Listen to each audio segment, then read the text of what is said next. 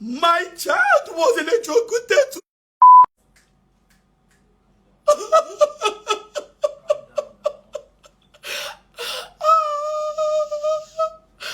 what this school did.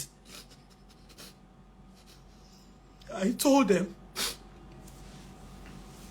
I don't want trouble. I don't want trouble. All I want is answers. They came to my house. I knelt down. I begged. I pleaded. I said, Mrs. Amao, please. I don't know how autopsy is being done, but I have browsed it and the image is scary. Please. My daughter is already dead. Don't make me put her through that. They will. I beg you, in the name of God, you are a mother. Help me investigate and find out what happened.